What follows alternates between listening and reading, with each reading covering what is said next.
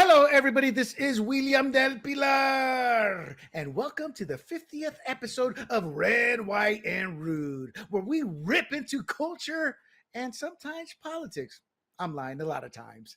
I'm William del Pilar again, and tonight we're tearing apart why comedy, movies, and conspiracy theories run the show, or how politics flip it. I have three sharp voices here to laugh, fight, and maybe drop some truth bombs. It's our big milestone episode, so strap in for a rude, wild ride that'll shake up your culture, politics, and everything about it. So let's roll.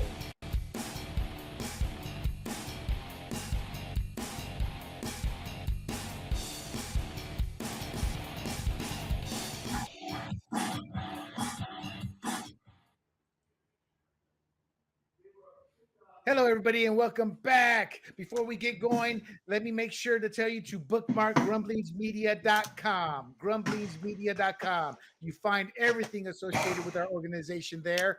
And most of you guys are watching us on one of these platforms, but make sure you subscribe and follow us on YouTube, Rumble, Apple, Spotify, y Pandora under the profile handle Grumblings Media. So once again, welcome to the listeners to our 50th episode.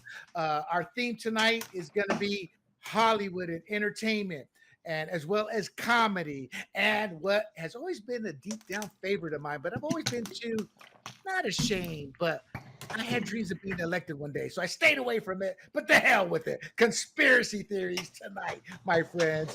And with that, I want to also ask you to make sure you like and share this podcast. And with that, I want to go around the room for everybody to briefly introduce themselves. And we'll start with Big John, go to Annette, and then we'll end it up with Adam. Big John, tell us about yourself and your shows.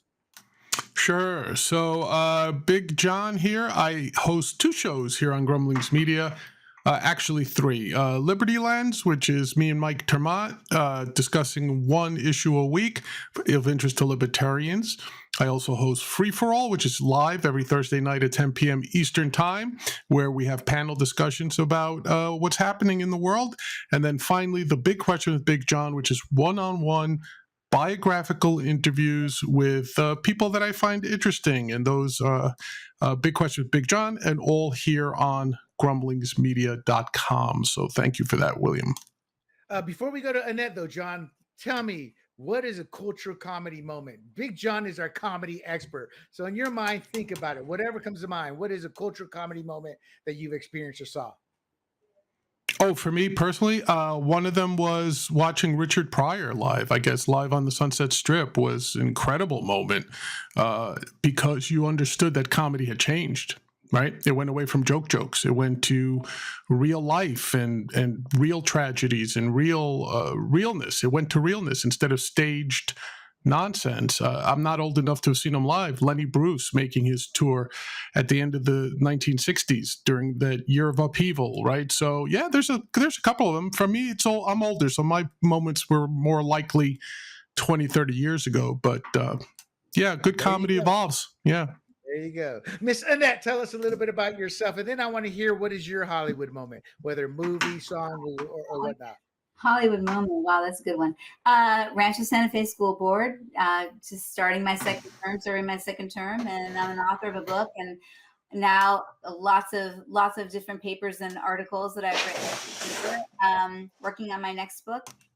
And a Hollywood moment would always have to be in the movies for me. So why would it be pivotal? What would be the reason it would be pivotal for me, William? Whatever struck you, whether it could have been life-changing, it could have been your first experience, it could have been a moment where you went, aha, I get what he's saying, the big message. Easy. Woody Allen. First time I saw a Woody Allen movie. I felt like he was speaking to me directly, and I've been a huge fan ever since. Changed my life. I think he writes really well for women, and I think he writes complex and interesting characters. That was the first time I think I saw movies that became more to me than just entertainment. Outstanding. And he doesn't have his last name, so I won't mention it unless he wants to. But you know, these men in the dark, we have our conspiracy expert here, Mr. Adam. A little bit about yourself. And from you, what conspiracy theory kind of moved you or got you going with all this? Well, I'm Adam. I'm formerly of the Knights that say knee. I'm a big comedy nut. So the conspiracy that really got me, it was actually Nixon. Wow. What about Nixon conspiracy theory? Oh, it was completely a setup by the CIA. It was not Republicans that went into Watergate. You know, I Okay. have heard that, Adam. I have heard that. So real quick, I'm going to answer all three. George Carlin, I saw him a couple months before he passed away. He was a shadow of the man. He wasn't even funny. He got into political at that point in time. As far as movies, not really one movie, but I loved Star Trek as a kid when I discovered it on television. Woo! That green lady, talk about prepubescent fantasy. But Jaws scared the hell out of me. Jaws made me afraid to go in the water, and that's why I took up scuba diving. As far as conspiracies, Adam, UFOs. I was in 5th grade, picked up my first UFO book, discovered J. Allen Hynek, Project Blue Book, all of that, and that got me going. And then Atlantis about the same time. So I think we're going to have a fun time tonight, guys. I really do. So the first thing I want to do is obviously, we've all just talked about a cultural moment of us, but the Big John and the rest of you guys can chime in. Ricky Gervais, his Emmy moment when he roasted Hollywood's wokeness, that came to me out of nowhere. I did not see that coming.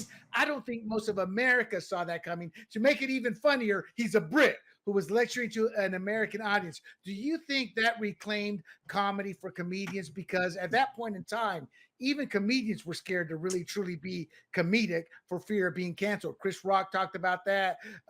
Norm, what's Norm's last name? He passed away. Cancer. McDonald. Jerry Seinfeld. A lot of them talked about the cancellation. What are your thoughts on that? No, I don't think it reclaimed anything. I was shocked that they let him do it. And then being Hollywood horrors, that once he did well and got good ratings, they invited him back for the Golden Globes and, and everything. Do I think it changed anybody's mind in that room? No. If you looked at the Hollywood elite in those rooms, and I'm not on your side with things. I'm not really one of these like anti-woke or woke is destroying the world guys, but you could see in the face of those Hollywood actors that they were shocked at what he was saying. They were so used to the polite banter. So I think it was good for people who followed comedy. I don't think it changed the overall tenor. Louis got canceled. Louis C.K. got canceled, who is one of the great comedic minds going around today. Got canceled for nothing that he said, right? So I don't think that's the case. I think these things work in cycles. I think they're a reflection of the society that they find themselves in, right? So comedians are at their best when they're ranting against something, when they tell the emperor he has no clothes. That's why they had court jesters in the old days, right? Somebody had to be the fool to tell the king about his shortcomings. And the way you do that is you try to do it with humor. You try to make it with comedy. Right, but John, even the jesters knew where to draw the line. I agree with you. I don't think it had anything to do with the room. I think he was talking to America, but using the room as an example. And that's, to me, started to turn. You saw more comedians starting to agree. I think it opened up the conversation. But I remember Tom Hanks's face. He was shocked. He was shocked. Yeah. Do you guys know what we're talking about there with the Ricky Gervais? The Two Popes. That one movie with I forgot the two actors, but Anthony Hopkins. Yeah, when he made that joke. That was hilarious. Do you remember that joke, John? That was well, his entire set was, don't get me wrong, I think his set was brilliant. And it was speaking directly to people. And the guy who was the best of that was Norm Macdonald. You mentioned him before. Norm Macdonald did not care. But the thing about when people tend to jump on someone like that, it's always a reflection of, it's funny until they make fun of what I believe in, and then it's not funny anymore. So right now, conservatives and people like that were very happy at Ricky Gervais, but Norm Macdonald, that a lot of people like myself view as one of the greats, he was upset. I mean, I don't know if you know the story about he did I think the governor's ball or something in Montana like 10, 15 years ago, and they had all the cast of Saturday Night Live there, and he came on and they told him, like, listen, you've got moms, you've got kids out there, no cursing, no 4-letter words. And he goes, yeah, you got it. And he goes out there, and they said the second he stepped out on stage till the second he got chased off by the state police, it was a nonstop curse fest because they told him not to do it. So being a good comedian, he went out there and he did it to the point where to the day he died, there was a warrant for his arrest out in that state, wherever the governor, I think it was Montana, but I could be wrong. The state is almost irrelevant, but whatever state he was in had a warrant for his arrest. The governor put out a warrant for his arrest. That's a true comedian. So when you tell me someone is changing the thing and taking a chance, that's the type of thing. Richard Pryor, Lenny Bruce, the obvious ones, right? Guys who got arrested for their craft, Bill Hicks, they're the ones that offend sensibilities. Jim if you've Morrison. got, yeah, you've got a lot. Like it that to me is someone who is standing up to the. Well, John, to push back 2 points. Conservatives don't care if they make fun of conservatives. It's the hate they were making and directing towards conservatives. And if you tried to say anything liberal, the fun of being a comedian was taken away for everybody to satisfy one segment of the population. And he did take a risk, in my opinion, because they were canceling or trying to cancel comedians. In fact, Chris Rock said, I'm not going to go to a college campus anymore just because of the stupidity. Well, that was Jerry Seinfeld, but well, hold on. He was reacting to Jerry Seinfeld, but he said it himself too. He's not going to go back. But my point is that I think it was taking a risk because they were trying to cancel it, and it was kind of like a Norm Macdonald moment. They may not have told him, but the unwritten rule: you're not going to make fun of conservatives. That's where we are at this moment in time, and I think he shattered that. Before I get back to you, though, Annette, any thoughts or comments from you? I don't want to leave you out. No. I mean, did Adam get to make his comments? Yeah, he said the 2 popes. That was good enough. I'm kidding. That was not that much.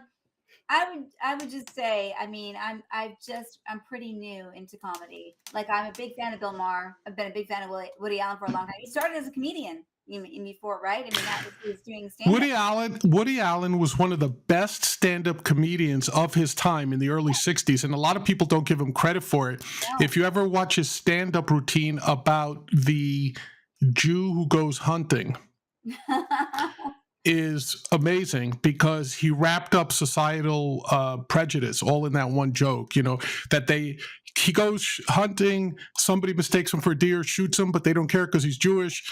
So they put him in an elk suit and then they take him to their club to mount his head. And he goes, and the joke's on the club because it's restricted. And and that was in the 1960s, right? Early 1960s. So to your point, I mean, that's what I guess I appreciate about the art, is that he's willing to say something that everybody's thinking that no one's really willing to say. Yes, and I felt like Woody Allen was willing to do that. And I followed him obviously when I was young. I loved his movies, and I saw him stand up after I got to love his movies. And I'm like, oh, what did he used to say doing a stand up comedian? But I'm a big fan of anyone who can sort of like reflect society's, angst and do it in a way that's funny and gives some relief to it. Yes. Lamar does a good job too. Yeah, that's what makes comedians funny. Ironically, my wife and I, when there's nothing to watch, I said, oh, look at Bob Newhart from 1972. Let's check it out. And there was an episode in season 1, 1972. Woody Allen was one of one of his clients on the show. I mean, he was still trying to get his start. And that's probably about the time he did start to break out, was the early 70s. All right, let's keep moving here, though, real quick. I apologize, Sean. Just want to keep it moving here. This one's here is more directed towards Annette from the perspective of our movies failing because of high cost, too much political messaging, or both, or are we looking at it wrongly? Let me give you a couple of examples. Lightyear 2022 flopped. I loved it, but it flopped because of the backlash from a lot of families. A lot of parents decided not to take their kids because of the gay relationship they had on there. The Marvels tanked. All women, girl power, better than men, et cetera, et cetera. But that had a $270 million budget, and it made $206 million, which for most independent movies is a phenom. But in the Marvel Comics universe, that kind of killed it. One of the lowest movies that ever come out of the Marvel Comics universe. And part of it was too feminist, too male bashing, et cetera, et cetera. And then you got Dune. Part 2, it just came out last year, $714 million versus a $200 million budget. So it made its money back, but even at that budget, it only made about $100 profit, even though it made 700 million. Which brings my question: are they just are movies over the top? And I say that because, as a fan, to say, of Indian movies, I've seen their version of superhero movies, their special effects. It seems for some ungodly reason we tend to pay too much to make some movies. So, what are your thoughts on all of that? Yeah, I wish I could say that I think it was just one answer. Like not a lot of good storytelling. I think that actually is a problem, but I also know that someone who loves film, that maybe I have pretty high standards for telling me a compelling story and characters that I can feel for and get involved with, and a story plot that I actually believe and find somewhat compelling. Um, but I think it's more than just that. I do think also people's attention spans are like an all-time low. And why I say that is because I still love to go to the movies, William, and see kids, my daughter's ages, where I'm engrossed, but like just happen to be next to someone who's like on their phone. They can't stay with anything, even if it's something that is honestly well done. And so you have the problem with like the franchises because they're big budget and because they're action packed, and the story is just like good versus evil played out again and again and again, and it gets sort of boring unless they've got something in there that's like got something you can sink your teeth into. So you don't have a lot of that going on. The franchises, in my opinion, are dull. People who love movies don't go to them. And you got the kids who really just can only watch something for a very short period of time and they just can't stay with it. And then for the people that really love film and really love to get engrossed in a good film like myself, because it tells you something about life, because it shares something about and our shared humanity that it experiences on the screen and you can relate to, that's really hard to find now. And I would say, and it's just because you asked, in some of the notes, because I did think about the movie that I liked the most in the last year was honestly a complete unknown. And I think honestly I didn't even like it because although I think the character who plays not Bob Dylan, but I'm sorry, now all of a sudden I'm drawing a blank on her name, Joan Baez. Um, she was really beautiful and really great in her role. I obviously knew Timothy Chalamet was always who he was, but I still think he did a great job playing Bob Dylan. But I think what happened is they captured something about that time period in the music that was very moving to me. So I'm like, I feel moved by this film, and I ended up watching it more than once and found different things in it that I liked, which I don't do very much with modern film, where all of a sudden I leave there enjoying it to the point where like I want to see that again because I know there's something else that will delight me that I missed the first time. So it's like a little bit of history. He captured Bob Dylan's like evasiveness in a good way, and sort of like that he was a bit of had an attitude problem. I sort of thought he captured the way he was with women because I'd read a lot about Bob Dylan and how he is with, how he's been in his relationships, but also the spirit of the music. It made me go back and listen to so many of his songs. And isn't that the point of a great film? That I just fell in love with all of those people, and then I fell fell in love with that music. So I don't think any movie, even I saw The Conclave, I saw them all. I saw every Oscar winner and every foreign film you can imagine. I love film, truly. But that was my favorite film of last year. So Annette, before I get to Adam, then Big John, because Big John actually has done film work. Uh, what about the fact that we never see a blockbuster ever nominated at the Oscars? I mean, I'm not saying Arnold Schwarzenegger is a great actor, but Sylvester Stallone in his later years, his Copland was a good acting gig, good acting job. It's like you never see the big blockbusters, and I get why some people sit there and say, "Sure, no Disney Marvel Comics universe should be nominated for best movie." I'm like, why not? Just because it's an action flick doesn't mean they don't have kids believing that's a real superhero, or the storyline of life, death, tragedy isn't portrayed there. That's where we learn most of our lessons were from comic books. Gwen Stacy dying. That first Peter Parker, that was for comic aficionados, and just showing the fallibility of humanity. And I'm not trying to be over the top, but it seems to me they're too foo-fooey, too poo-poo, too elitist, too we want the artsy fartsy film that nobody ever sees to get nominated. It's like, what was that movie called that like 10 people saw with the transgender mafioso woman? Call Me by My Name, or wait, Moonlight, maybe? No. The one that was just nominated this year where it was a transgender not played. Enora, but yeah, I know the one you're talking about. It got like 10 people saw that movie, and it was nominated for all kinds of Oscars, and it would have won a lot of them if it hadn't been for the controversy with the lead actress. I mean, so what are your thoughts on that? Then Big John, I wanted to get your thought on Hollywood. You made a good point about the blockbusters. I remember my daughters being really upset when Iron Man sacrificed his life in one of those. I never saw that movie. Why'd you have to be there? With Robert Downey Jr. No, they loved him, but no. So there are some good. I mean, what Rocky won 1976. Rocky won Best Picture. I'll never forget it. And I mean, but maybe at the time it wasn't. How far did you have to go back? 50 years ago. And that was not an action blockbuster. I was going to say it probably wasn't considered. It was more of a drama and a film. I get that. No, I was just sort of, I don't know why. Just like all of a sudden I thought of it. I don't know. I don't think necessarily that they're only trying to make a political statement with some of the films, although that is part of the problem with some of the films that get nominated. I think Wicked was like the blockbuster type, and I thought it was really bad.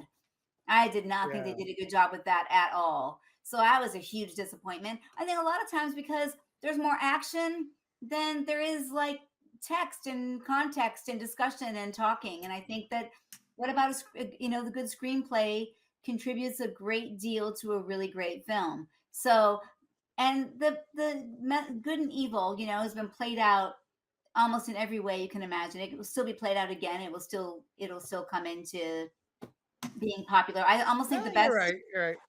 The best they did with that maybe was in Lord of the Rings. I think that was some of the best depiction of good and evil in film. But okay, I'm done talking. So okay, it's just funny you bring up Rocky. When you bring up Rocky, what's the legacy of Rocky? One word. Adrian. However, Rocky says it. And then for Lord of the Rings, oh my precious. I think that was Harry Potter, my precious. Or was it Lord or what is Arnold Schwarzenegger's most famous line? Lines. I'll be back. There you go. You see, so that's what action movies bring. I'll be back. So Adam, you had a question for Annette. I don't want you to forget that. But what's your take on movies in general? They cost too much, too political. We just don't go to the movies. They're too. I mean, what are your thoughts? I just want fried green tomatoes to be redone again. The tenderness comes out of Adam. Yeah. But didn't you have a question for Annette on a movie? No, I didn't. I'm just here to have fun. So. All right. Big John, tell us. So for those of you who don't know, Big John actually had his own streaming show on Amazon before streaming was even around, and his own little network. Tell us about that, and then tell us your thoughts on today's Hollywood. Oh, yeah. So, no, I just tried my hand at producing a couple of shows, and Amazon at the time was much more open to taking on, I shouldn't say much more open, they're closed entirely now, but back then they were open to independent submissions. So being a good nerd, I just followed all their specifications to a T and submitted my work, and actually got 2 of them accepted, 2 limited series accepted. So that was just my little thing. It was horrible acting and everything, but look, Christopher Booker that puts you at Arnold's level then. Terrible acting. Yeah, there you go. Christopher Booker once said there's only 7 types of stories. So nobody is coming up with anything different, right? Like all of it, going back to Aristotle, the number of different types of stories you could count is either 7 or 4, depending on who you talk to, because some people condense those 7 and they say, well, like Visionary Quest and Hero Battle are really the same thing. You don't break them up into 2 or whatever. But be that as it may, there's a very limited number of types of stories. The method which you tell them is what makes them all unique, right? And I think that's the part that's missing. I don't think it has to do with woke. I don't think it has to do with platforms. I think it has to do with poor writing. It's just bad writing altogether. So the fact that the Marvels failed, it was a horrible story. It had nothing to do with it being all women or all feminine. I don't believe in any of that. It has to do with poor writing. When you increase that's why people are taking the lazy way out. There a lot of remakes, right? It's sequels and now sequels can be good or bad, but see, the original storytellers, the ones who are putting new elements into things, like Quentin Tarantino, one of the great filmmakers that we've had the pleasure of enjoying, right? Look at what he did, say, with the Inglorious Bastards. Christoph Waltz is possibly one of the greatest villains ever put on the big screen. It's because Big John. Not everybody's seen that, so just give us a quick plot synopsis of the story. Oh, the Inglourious Bastards is a almost like a what if type of thing around World War II, about a band of American commandos. They work behind enemy lines, and they're out to. Their whole thing is to just kill Nazis, right? They're sort of just like a U.S. UK terrorist outfit, right? Brad Pitt is in it. But Christoph Waltz plays a Nazi SS colonel, Colonel Landa, who is, we find out as the film progresses, he's actually a traditional detective. And in one of his lines, he goes, I don't know why people call me the Jew hunter. He goes, I'm a good detective. Since I work for the Nazis, they have me find Jews. Therefore, I find a lot of Jews. But because his character's so cool, so calculating, his evil is amazing. That scene where he's like at the dinner table and he's interviewing what most people think is a French cinema owner, but it's really a Jewish girl who escaped his slaughtering of her family. And the way he's looking at her, and the viewer's like, oh my God, does he recognize her? Does he recognize that it's the girl that escaped? And she's sitting there trying to keep her terror under control while she's eating like an apple strudel. And he's like, oh, and another thing. Oh, it'll come to me later, and then he's putting out a cigarette. And you kind of, the way Tarantino builds up that narrative, and then at the end, he spoils your expectations because these guys end up killing Hitler, which we know never happened in real history. And up until that point, it's almost like it's fictional, obviously, but you're thinking, well, it'll align with real events, right? They don't really get Hitler. And he throws you this curveball, which is like, no, they do end up killing Hitler. So right. When you have a great writer and a great director, it overcomes. You could tell any story, right? And I think that's what's lacking. And it's also studios not willing to take chances. Studios have become more and more formulaic. So they say, this formula works, we'll do 100 of these things. And we're going to keep doing them till the wheels fall off entirely. And that is part of the problem, is that nobody's willing to take a chance anymore. No, you're right.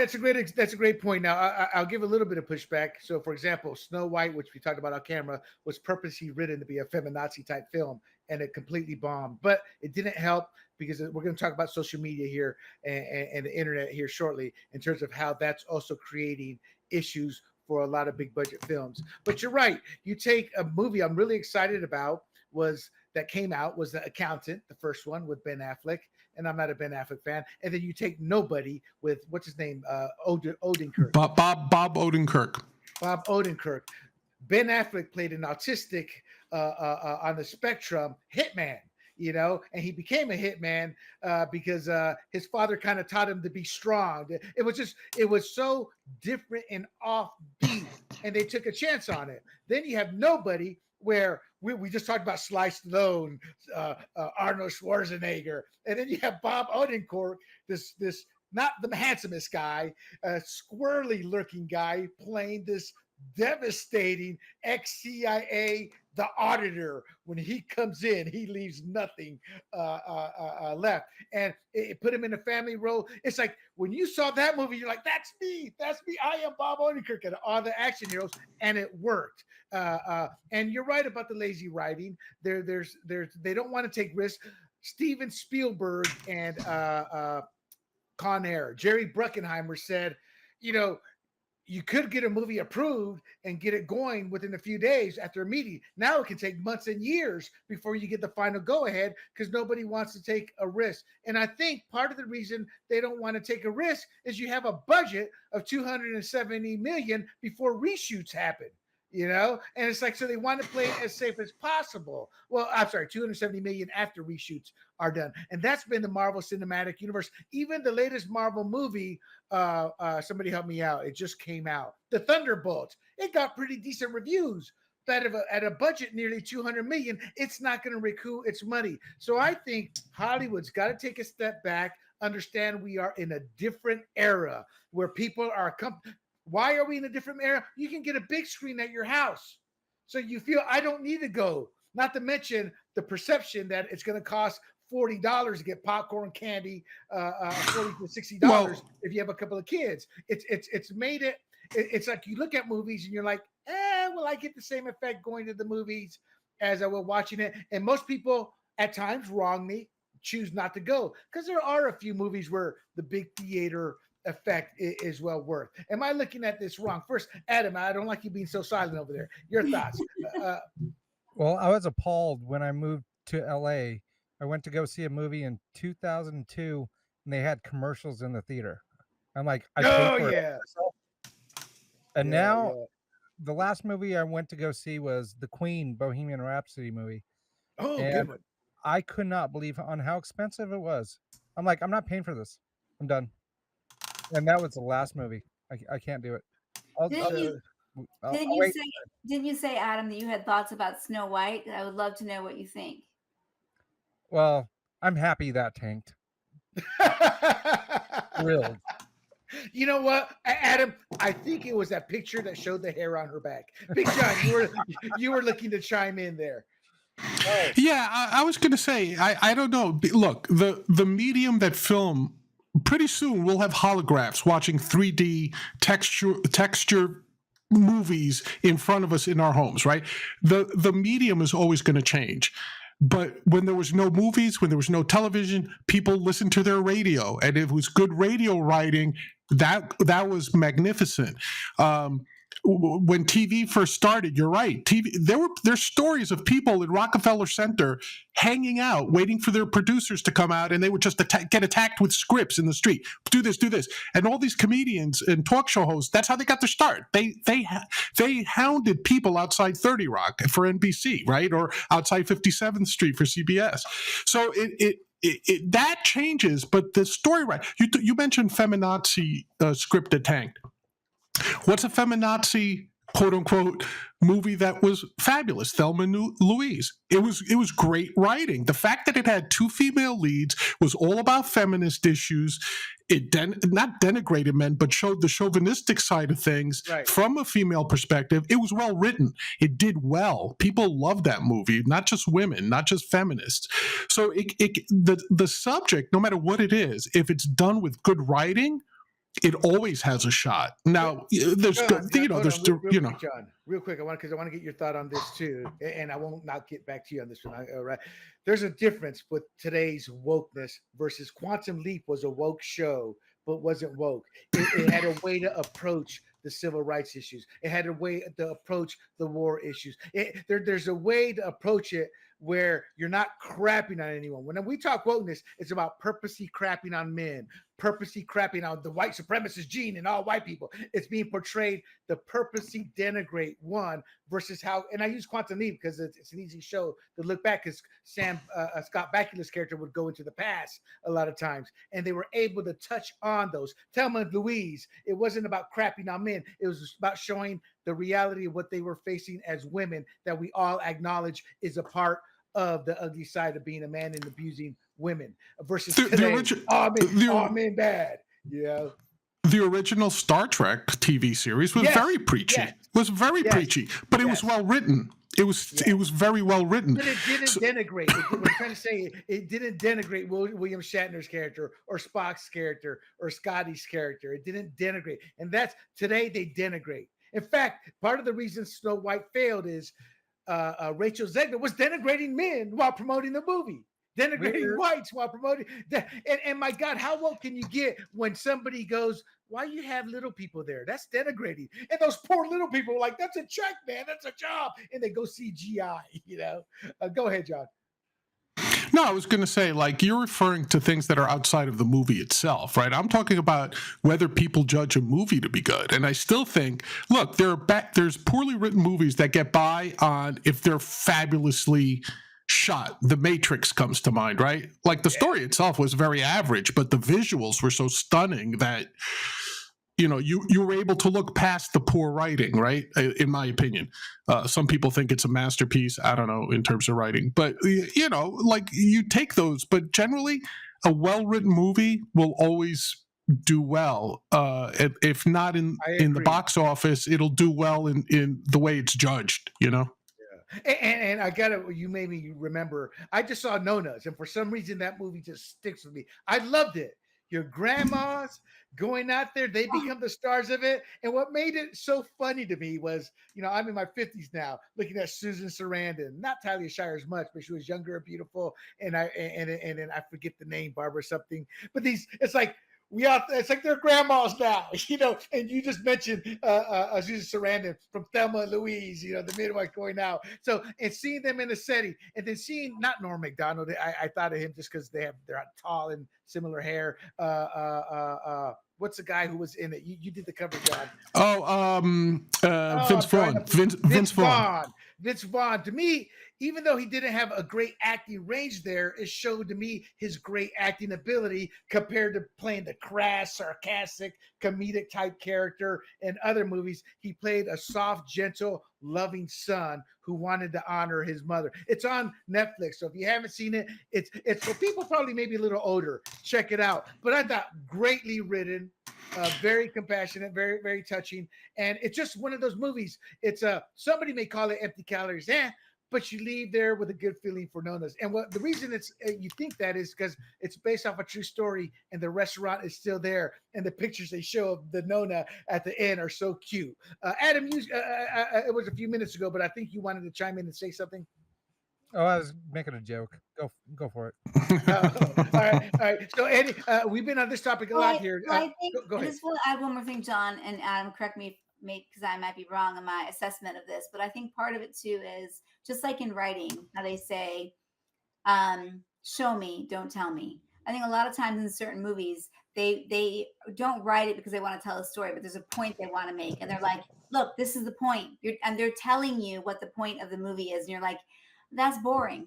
I'd rather come to something as I'm watching something and have it revealed to me. Does that make sense? I consider that bad writing. So I agree with you, but to me that falls under the umbrella of bad writing. Like, it's ham-fisted if they pound you over the head with the point they're trying to make, right? It's ham-fisted. Or at the end, John, of a murder mystery, when they spend I can't remember, there was one I saw on Netflix not too long ago, and they spent the last 10 minutes kind of like, this is what happened, this character, this. They're kind of like explaining why the movie, how it happened. And you're like, what did I just see here? I just wasted 2 hours. Well, that's lazy writing. Like, if you watched Deadpool 2, right? I think it was Deadpool 2. No, the one was it the one with Cable? I think that was 2, right? The one where it goes back. That was one. Okay, yeah, I forget which one is which. But anyway, so when Cable's in, Cable was 2, right? One was with Francis, right? Anyway, whichever one it was with Cable. At one point, they're doing this, and of course, Deadpool is known for breaking the fourth wall, right?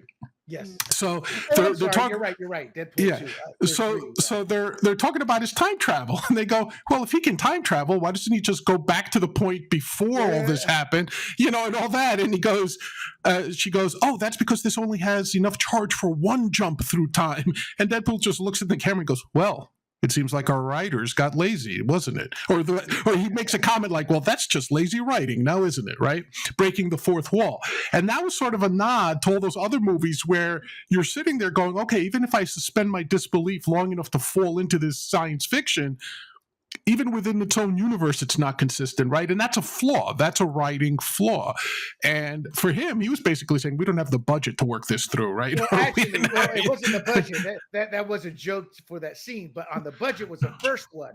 Remember in the first Deadpool, he forgot his guns. They didn't have enough money, and he made a budget joke out of it. Deadpool's one of those unique movies. All right, guys.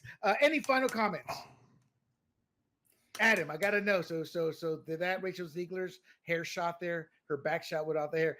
For y'all that don't know, she took I guess it's hard for me to sit there and say sexy for somebody as young as her, but I guess was that sexy pose looking in the back, and people started picking on her because how we all have hair, and they had her hair and they're magnifying the hair, and they're like, well, that's why the movie bombed now. Now we know,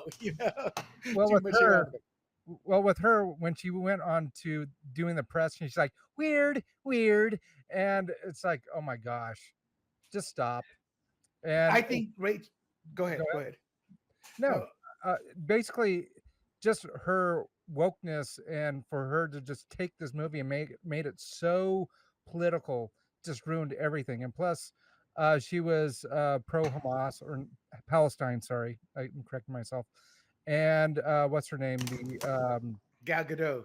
Yep, Israeli, and so it created a lot of friction. So yeah, and God bless Gal Gadot. She didn't say a word out of that. And Rachel Ziegler, my take is, and I think this is going to affect. I said we're going to move on, but John, your take on this? I think with all these bombs, with social media, that'll be our next topic after we talk UFO conspiracies or conspiracies in general. Is I think you're going to see studios start to make dossiers. Not too woke, but doesn't care enough about the movie to ruin is willing to sit there and ruin it. People forget Sean Penn took a studio to court because they fired him because of stuff he was saying off camera. It was when he was on his Hugo Chavez kick. He's the greatest thing since sliced bread. And they said, you're ruining this movie for us with your off-camera talk. And he took him to court, and Sean Penn lost because the court ruled, hey, you have the potential to really hurt this movie by that. And I think you're going to see the studios looking at actors and going, we're not even going to talk to you because we know who your persona is off screen. So I think there's the big negatives and positives on that. So give me a quick 60-second take, Big John, and then we'll get it from Annette and Adam. Am I looking at wrong? Because that's what I see that will eventually happen for these. You don't spend $270 million on Snow White to have your. I agree with John, bad movie or bad writing, but also to have with what Adam's saying, somebody off screen on social media destroying and making people hate her to the point we're not going to support your movie. Because one thing, conservatives, we may be slow, but we eventually learn how to boycott ourselves. Big John. Well, I think that's been going on since the start of Hollywood. They've always had morals clauses in their contracts for all their performers. So in the old days, it would be women who got pregnant and were single, right? Like the studios had to hush that up because it would ruin their movie. There's many actors who, after they shot a movie, went on talk shows and told people, don't go see that movie I'm in because it stinks, because they were unhappy with the way it turned out. And then they get clamped down on. They already have that. I don't think it's going to come into dossiers or anything like that.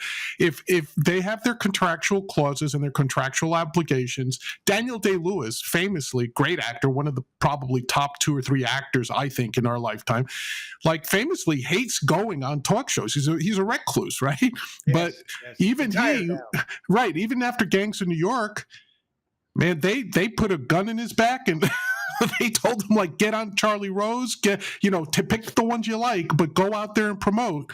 So they all have those clauses. They're all contractually bound to it. So I think it's already happening. I think you might be overreacting a little bit. Well, when I say dossier, I'm speaking metaphorically. Of course, yeah. But I think it's already in place. And today, actually, it's not, because look at all these actors that are hurting their movies. So I'm thinking that social media presence will become added onto everything you stated.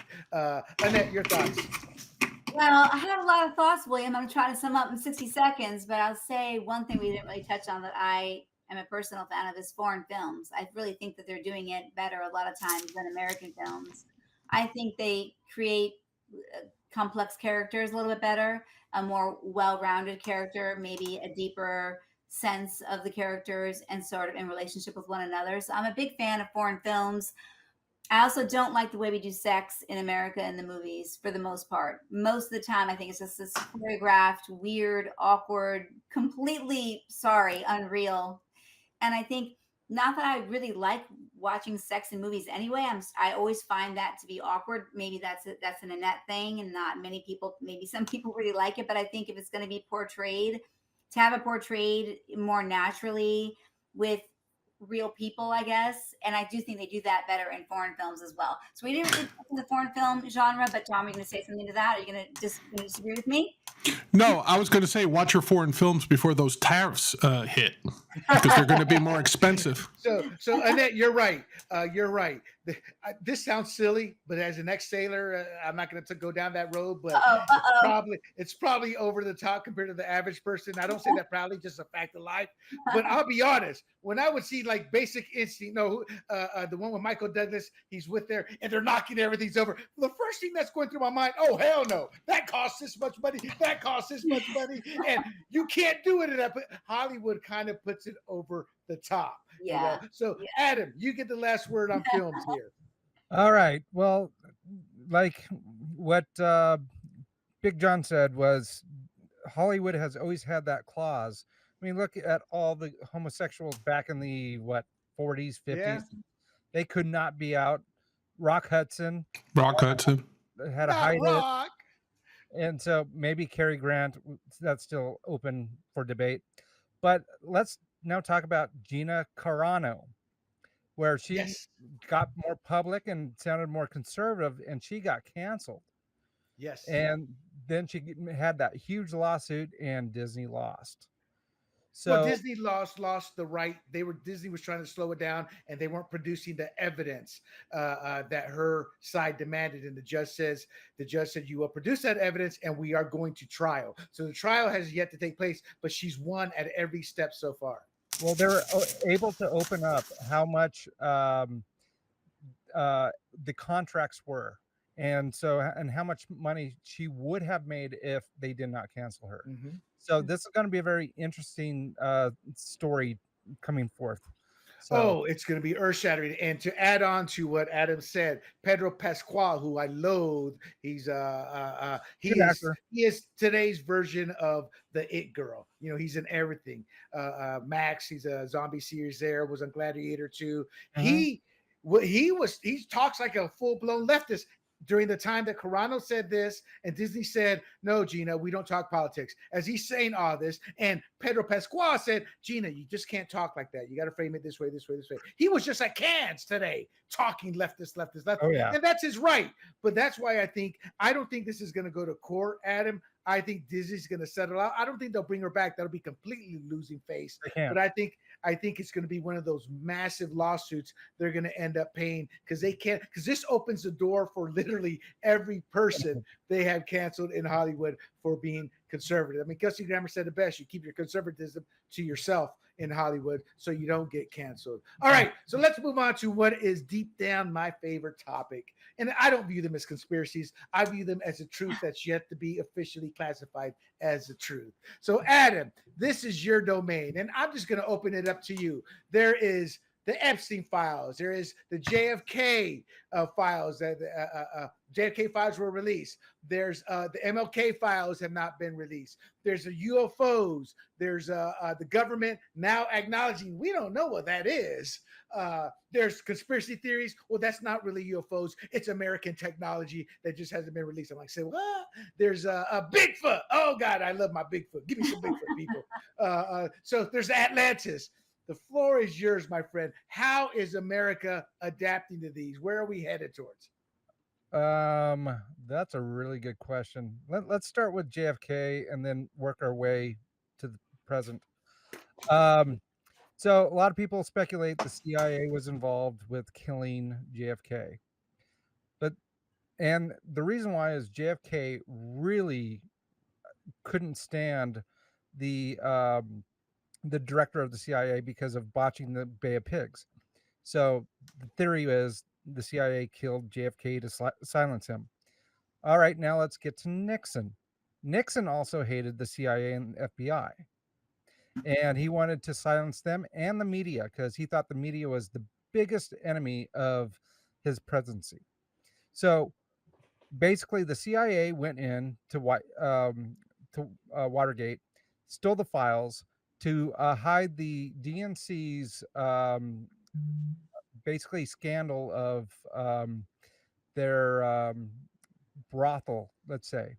And so so the CIA went in, grabbed that, and so try to frame Nixon.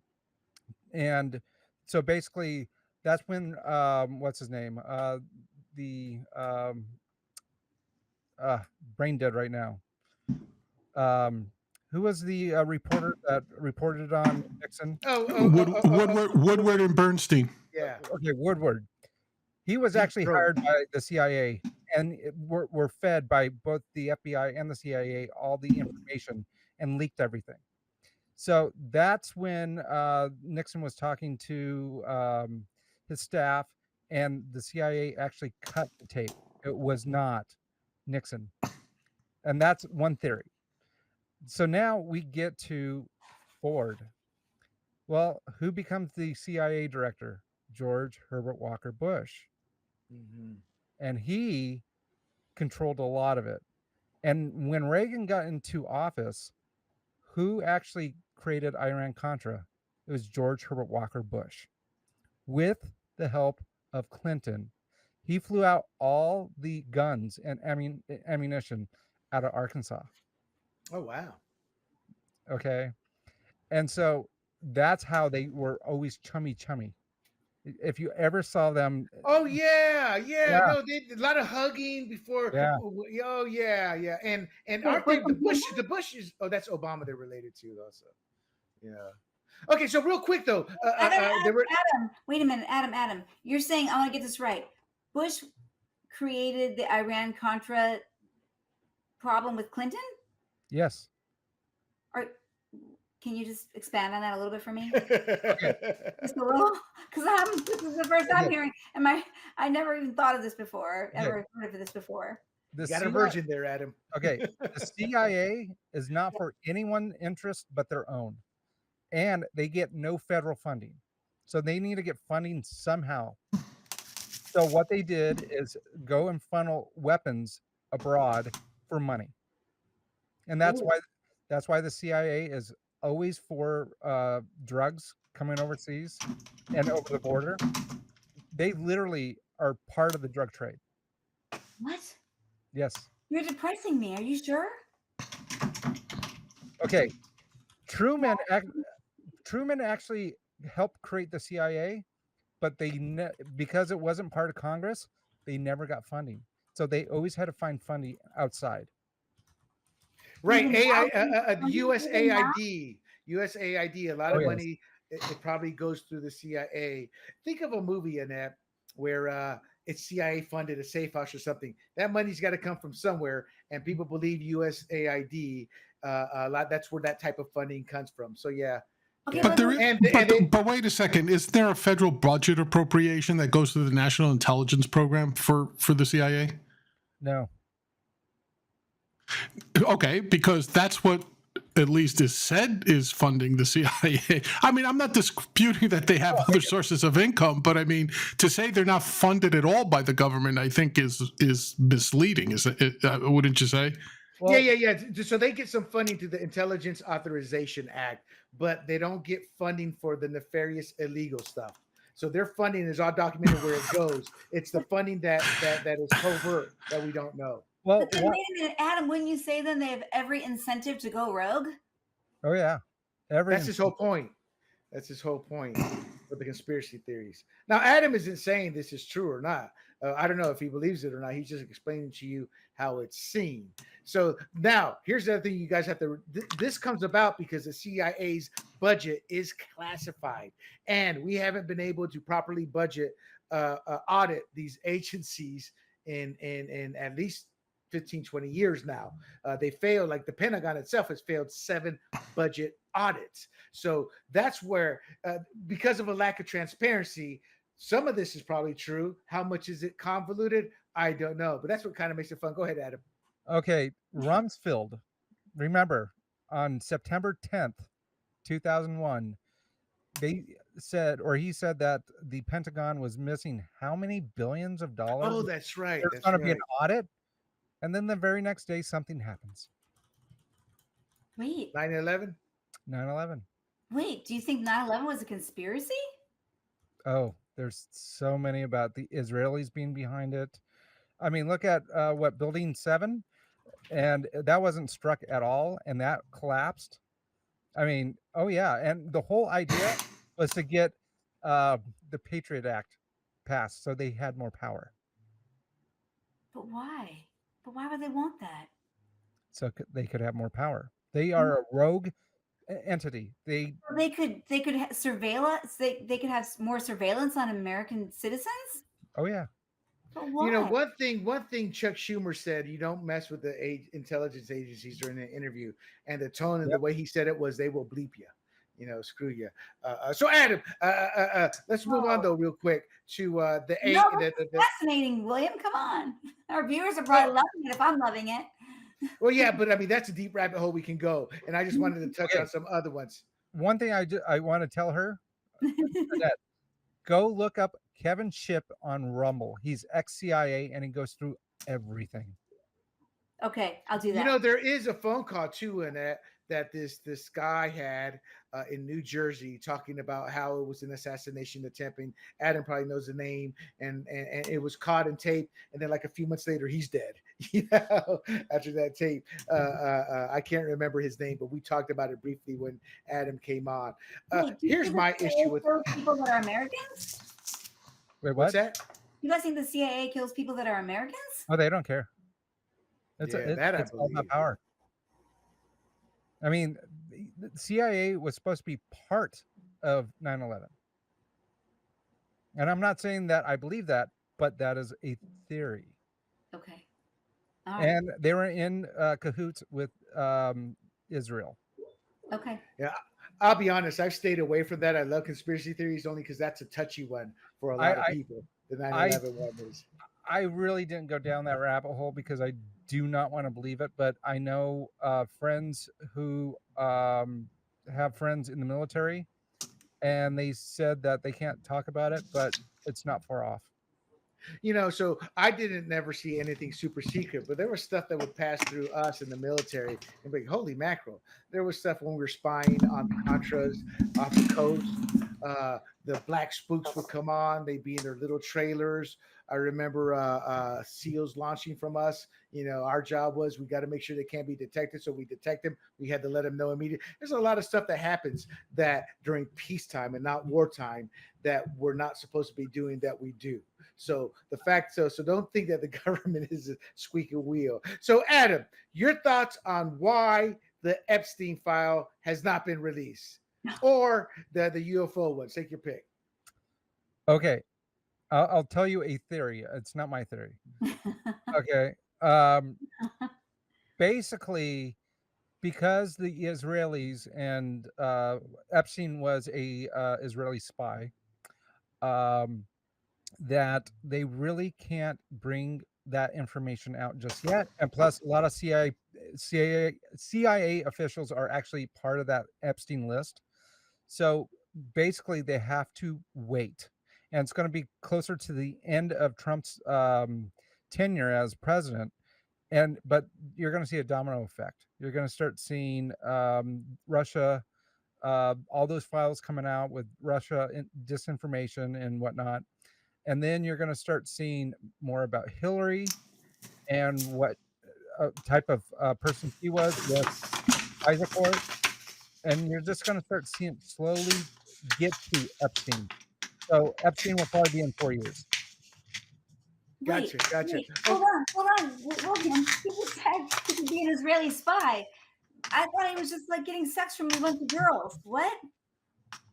Well, did I get that wrong? Am I watching the wrong news channel? I mean, that is the whole reason why he was not arrested early on, because basically the CIA and FBI is like, you cannot touch him because he is part of the Israeli government. But he was really a spy. Didn't they say the same thing about Charles Manson? Actually, Ultra. That was the Ultra experiment. MK Ultra. You're thinking of. Ultra. Yeah. The thing about Epstein is that it doesn't take there's a lot, right? So like with Heidi Fleiss, it's the same thing, right? When you're very rich and have access to whatever your sexual preferences are, very soon that you become so jaded that nothing satisfies you. So there's people who prey on that and governments that prey on that, right? So like I thought you mentioned the Epstein, I thought it was hilarious. Today, Kash Patel and Dan Benigno went on with what's her name, Maria Bartiromo, right?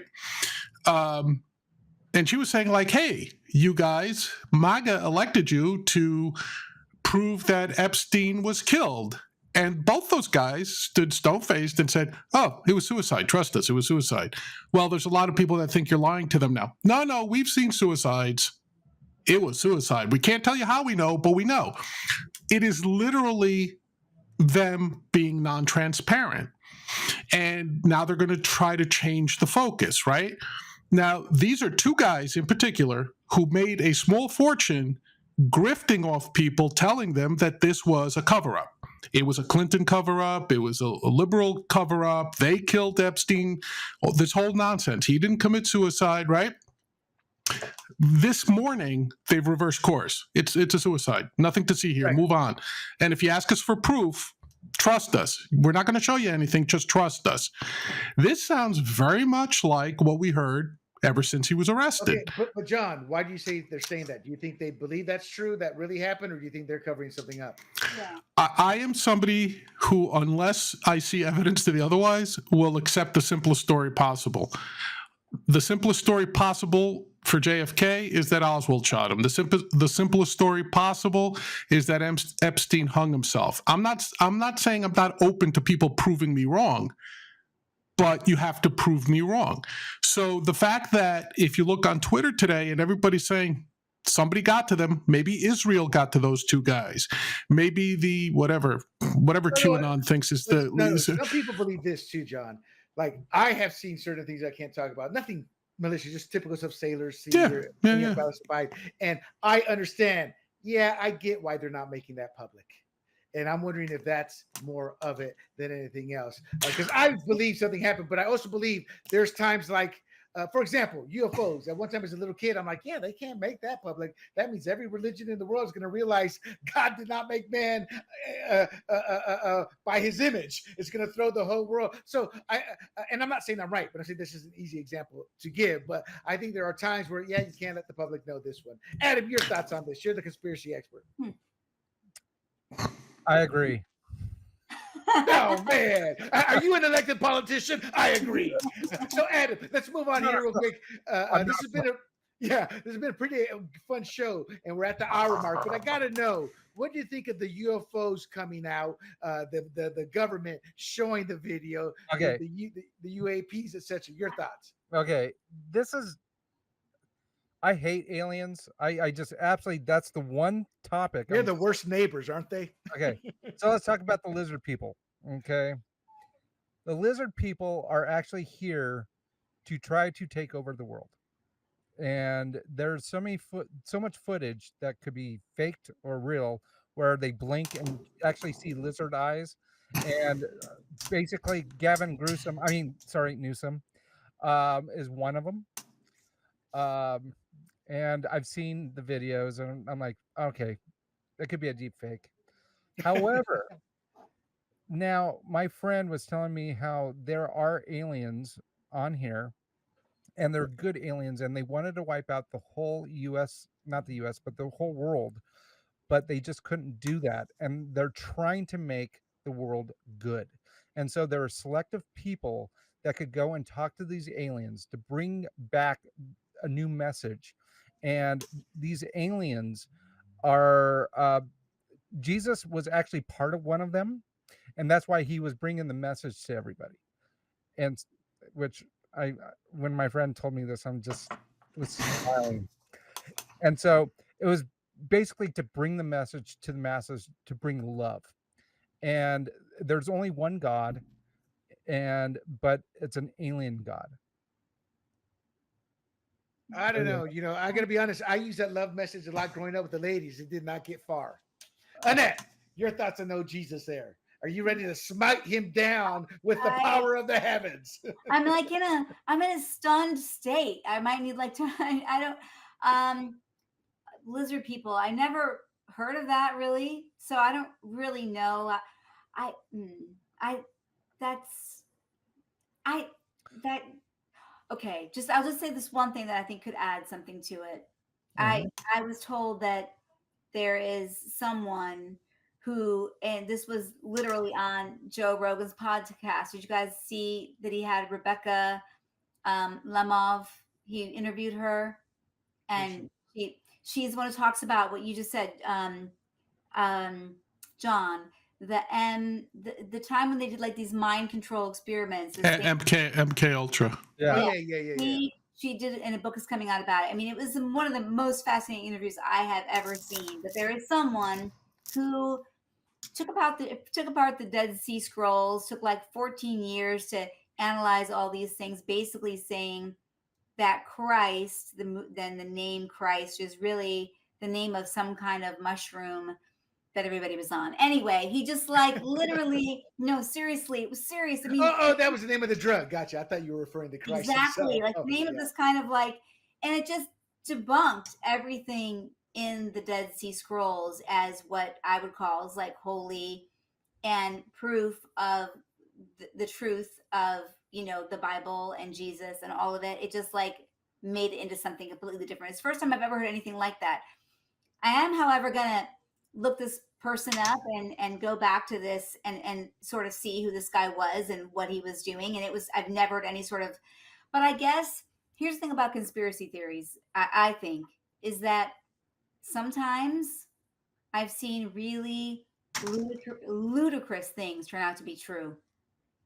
And the whole point of this lady was talking about what is truth in our search for truth. And I think that's a fascinating thing to talk about. So I think she was super, super interesting in what they can do with the mind and how they can, you know, distort your mind and how they basically, there was like a whole study, I guess, where the CIA was going to put LSD in our water. And yes. I remember reading that. Well, if you want to see something fascinating, you don't have to go looking for stuff. It's available. There are video recordings of people being put on LSD to observe their reactions, and it's it's a British film. John, did you see that one? The British film. They showed the British military, and they're all on LSD, like walking around. And the Nazis were on speed. You know, that used to be part of their standard canteen kit, right? Because they were short soldiers and they needed them to fight for extended periods of time and be alert. So there's things that you could see, like especially with the LSD. You see, like, because initially a lot of these things turn out because they're looking for answers or cures, right? So LSD was thought to be able to help with certain types of mental illness, right? There's now there, you know. Well, we wanted to see if it would trigger rage too. But I think what I got from this, and then I'll be quiet, John. I know you don't have to be quiet. That's okay. I'm knowledgeable when I'm on these things, and I know that Adam is too, and William too. The three of you are. Maybe I could, you know, I can hold my own with movies. But I was just going to say, what it did was it humbles me because it makes me realize there's just so much I don't know. So I try to just keep an open mind. That's the first step to wisdom. Very Socratic of you. Understand that you don't know. So to give John some gravitas here, Rogaine was developed as a treatment for high blood pressure. Yep. You know, so people. Yes. Yep. The Helsinki formula, that was a different one from the 70s. Some kind of ointment people putting on the hands. It came, Doc, I got hair growing and down the back and stuff. So yes. Now I want to leave it with this. Same thing with Viagra, by the way. Yep. What was that for? Blood pressure? Viagra was a treatment to thin the blood, I think, and to increase just general people with poor circulation. Then they found out, it's boner pills. So it got a secondary indication for sexual dysfunction. So there's a lot of things that start out, there's so-called off-label uses where a drug is developed for one thing, and then they find out it actually helps even more with something unrelated. So, there's a lot of history. Like aspirin, when it came out, nobody knew what it was for. Like the irony is, if aspirin were invented today, it would never get FDA approval. because they really don't know how it works, right? So there's a lot. History is full of that. So LSD is one of those things. They thought it was something to help schizophrenics, perhaps. I'm not sure, but it's some sort of mental illness. They thought it would help. And to support Adam here, I'll leave it with this on the conspiracy theory. The government will do anything to the plebes, to the bourgeois. After the first atomic bomb was tested and they were doing the test in Nevada, they would have platoons of soldiers walking various directions to see the effects of radiation. They denied that for a year. The government paid out zero. You know what they did? All the lawsuits waiting, they buried them in paperwork and waited for all those people to die. And there was no case to be had. The Tuskegee Airmen, with the syphilis. So I'm not going to sit there and say every conspiracy theory is true.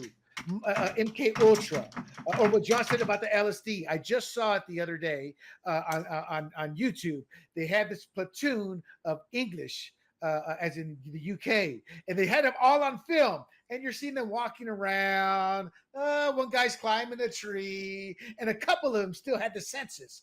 Well, no, guys, we got to do this. And like half an hour, 40 minutes later, they give up. And it's just they're all like walking in the field, and I'm thinking they have armed rifles there. Oh my God. But just to see what the LSD affects, because they thought maybe we can get this to work for the troops in some way. They were looking to build the perfect warrior soldier in those days. MK Ultra has pretty much been shown to be aspects of truth. What I don't know if it's true or not is they have all these underground tunnels. Adam, maybe you can sit there and talk about that real quick, where they're all connected to like Hugh Hefner's home, and an underground tunnel leads to this other home. Is that any truth to that there, Adam? I've read about that. Oh, it's all true. 100%. Well, we also did perform like syphilis experiments on Guatemalans without anybody knowing. We just said, okay, they're catching on to us here in the States. We'll just start experimenting on people who are foreigners, right? So they went to Guatemala, infected people with syphilis against their consent, no payment, no nothing, and they did that for years in the 50s. But also, go ahead, Adam. Go ahead. But look at AIDS, HIV. I mean, so many people thought it was actually created by the government to kill Black people. And I know a lot of Black people do believe that. It's a not a big majority of them, but trust me, they actually believe that it was created by the government. Right. A lot of people. I think that one. Are you confusing that with crack? I thought HIV was the conspiracy to get rid of gays, whereas crack, crack was introduced in the neighborhoods to allegedly eliminate African Americans in the country. Black, but it was also brown neighborhoods. They never talk about that because I guess us Latinos don't rate. Damn it. No, but real quick, most people, we know about the Germans conducting the experiments, but the Japanese had units. And the Japanese were that just did not come out till the 60s. So all the blame's put on the Germans, but it was Japanese too. It came out through congressional testimony, not purposely. We have biotech labs in Ukraine. It's human nature. We're always trying to one up somebody as a nation. I'm not saying it's good or bad, but my point is everything Adam said, some may find it far-fetched, some may not. But the point is, we've seen history has shown us our government is capable of anything. And with that, my friends, I think I want you guys to give less than 60 seconds because we didn't talk about it. John, how is social media affecting comedians in terms of they have their podcasts, they have millions, they have a lot of influence. How and social media overall, how it's affecting comedians and overall, good or bad? Go, rather. Overall neutral.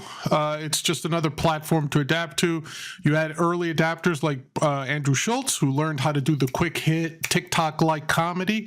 If you watch his Netflix specials from like 2019, for example, podcasting was something on social media. All of a sudden, everyone's doing podcasts, including us. But cream rises to the top, and 99% will sink to the bottom and fail within a year, right? So I don't think it has that big of an influence, but people just have to adapt to it, and the good comedians will. I think I'm gonna give my take after each one of you. I think it has had a profound effect as it's transcended and become political while comedic at the same time. The podcast, and I think that's created some issues like Andrew Jeselnik. Is that how you say his name? Jeselnik, yeah. Jeselnik, God, I just think of something dirty when I hear Jeselnik. But that said, so I think it has had a profound effect, not good or bad, neutral as you say, but I think it has created this whole other aspect for them to generate revenue. Chrissy Mayer, you just interviewed her on Big Questions, Big John. To the audience, check it out. She's a comedian, went from liberal to libertarian to MAGA. But I think social media is why she has been her reason for success. I saw her in person too. She's actually very funny. Annette, how has social media affected Hollywood? Good or bad, and your thoughts on that? 60 seconds. Go. Thank you for changing it out of comedians. I was going to be really stuck. How has it affected Hollywood? I guess bad, I'd have to say, William. You know why? It just cheapens everything, in my opinion. It puts everything into like a little soundbite, and you don't really get an actual context for anything. So in my opinion, it's made what already is a business that can go for like the lowest hanging fruit even worse. Right, gotcha. I think it's made it for the worse because and some kind of reckoning is going to have to come with the studios and with the actors and actresses. Look, don't destroy our movie because of your politics. You're going to have to find a happy baseline. I think that's going to be a battle that's going to come up, and you're not going to see the battle. You're just going to see these actors and actresses not getting these roles as they used to. Yeah, disappear. Adam, my favorite topic. We didn't have as much to talk about it tonight as I wanted to. How has social media, what's it done for conspiracy theorists? Oh, made it even better for us. I mean, it's just all the fake news to real news. What is real? What is not? And then you have little sprinkles across where it's like it's plausible, and it's just gotten better for us people. I think it's done a phenomenal job from the archaeological aspect. It's opened the world up. Like Big John says, he doesn't believe in UFOs. I have to show him the evidence, but he's open to ancient civilizations. And I think we're starting to see a lot of that because I think what social media has done is brought the videos and the cameras right front and center. My take on social media, it's for all the technological advancements, we're as far as human involvement, we're taking 10 steps back. Kids don't know how to communicate to one another. Men don't know how to approach women. Women don't know how to deal with men in this new matriarchy world they want. But the worst of it all is when, I don't know how old are you, Adam, if you don't mind me asking? 45. Okay, so Adam's a little younger, but he still predates us. Me and Big John, I didn't know Big John growing up, but I'm sure it's the same tale. It's like, oh, I got my dad's Playboy. It's a big thing, looking at the little nudies. I mean, you had to work for it, Yeah, it's a big event. We get to see pictures of women. Now, porn is so readily available. Instagram is soft porn. These reels of these hot chicks, they've mastered the art of comedy, but showing their breasts, their boobs, their bodies, making everything sexual innuendo. It's destroyed our ability to have relationships, and we're going to have to come to terms with that. Agreed. And that, my friends, is our show for the evening. I had a blast, guys. Oh, I'm sorry. Go ahead, Adam. I have one thing to say. My wife went to go see Bill Hicks because you brought Bill Hicks earlier. And Bill Hicks called on her. It's like, what do you do, ma'am?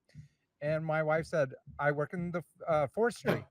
And he goes, oh, you're a professional Girl Scout.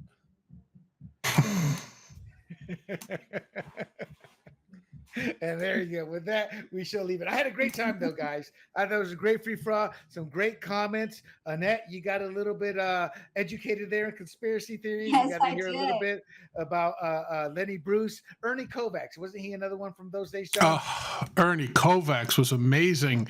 Wasn't he the first comedian rebel that went against grain? He was the first off kilter late night host. You know who loved him and used him as an inspiration? David Letterman. So a lot of what you saw on David Letterman really were permutations on what Kovacs did. Ernie Kovacs was amazing comedic mind.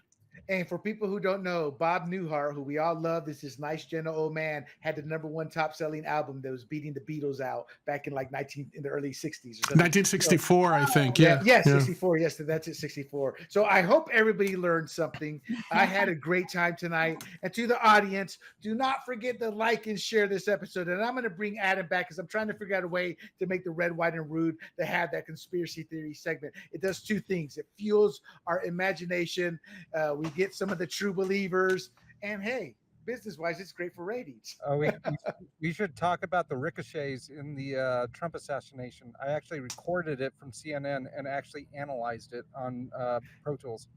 So, and I want to do a whole true crime mystery on that and get Annette and G involved. So we will talk. And to everybody else, before I leave, Big John, real quick, and plug again on your 2 shows. Sure. Liberty Lands with Mike Termott. Check that out every Thursdays in the morning we release it. And then Thursday nights at 10 p.m. Eastern, Free for All, libertarian talk for anyone who's interested. There you go. And I don't agree with any of it, but it's a good show. Good chemistry, good takes. And we have our guy, Hody, the Hode Man. If you don't like Hody, something's wrong with you. Listen, Annette, tell us a little bit about your upcoming book and your earlier book. Yes, my earlier book, Where Fairy Tales Go, a love story about my injury, raising 5 daughters, and my next book is all about living in California. So and I'm ready to get those daughters out and take them out. Bam, bam, bam. So you're writing a horror novel? That's your next one? Yeah. Okay. Adam, tell us a little bit about where people can see your work or see your groups of etc. You know what? I actually engineered and played on an actor's album. His name is Ed Quinn.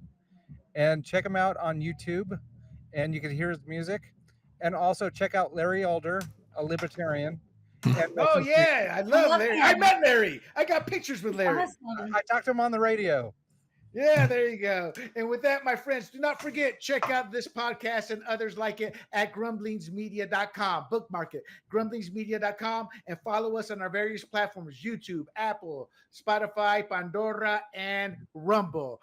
Until next week, my friends, stay happy, stay loose, and remember, politics is downstream of culture, and what affects us culturally will affect our government eventually. And with that, I am William del Pilar for Big John, Miss Annette Ross, and Adam. Until next week, this has been the Red, White, and Rude. Adios, my friends. Hey everybody, this is Big John from Grumblings Media, and I just want to say thank you for watching our content. If you want to support our efforts here at Grumblings Media, just smash the subscribe button right here, totally free, or just go ahead and consume more of our great content. Click either one of these 2 boxes.